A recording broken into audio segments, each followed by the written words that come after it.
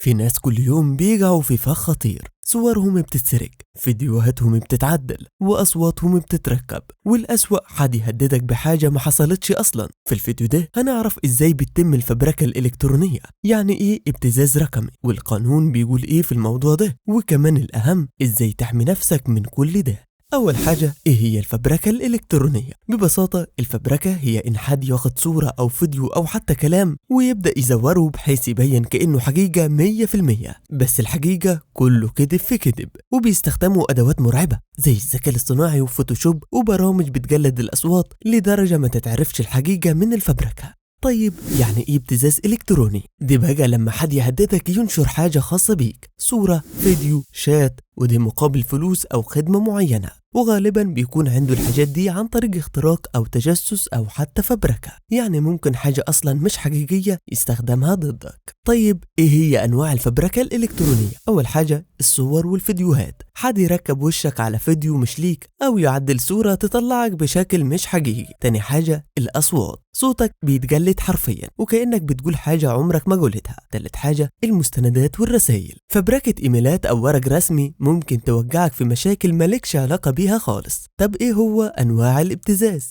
اول حاجة ابتزاز مالي، زي ما حد يقول لك مثلا ابعت لي 50,000 والا هنشر الفيديو. تاني حاجة ابتزاز عاطفي، يستخدم حاجة شخصية للضغط عليك نفسيا. تالت حاجة ابتزاز جنائي، يفبرك لك حاجة توقعك في قضايا. رابع حاجة ابتزاز سياسي او اجتماعي، يشوه سمعتك قدام الناس باستخدام معلومات ملفقة. طب القانون بيقول ايه في الكلام ده؟ طبقا لقانون مكافحة جرائم الانترنت رقم 175 لسنة 2018، الفبركة الإلكترونية سجن لحد 3 سنين وغرامة ممكن توصل ل100,000 جنيه. أما الابتزاز الإلكتروني من سنة ل5 سنين سجن وغرامة من 50 ل200,000 جنيه، ولو حصل ضرر نفسي أو جسدي العقوبة ممكن توصل للمؤبد. طب إزاي تحمي نفسك دلوقتي؟ أول حاجة سيدي دور على الحقيقة، يعني اعمل بحث عكسي للصور من جوجل علشان تتأكد من صحتها. تاني حاجة احمي خصوصيتك، استخدم كلمات سر قوية وفعل التحقق بخطوتين. تالت حاجة لو تعرضت للابتزاز بلغ فورا وحدة مكافحة جرائم الانترنت. رابع حاجة انشر التوعية،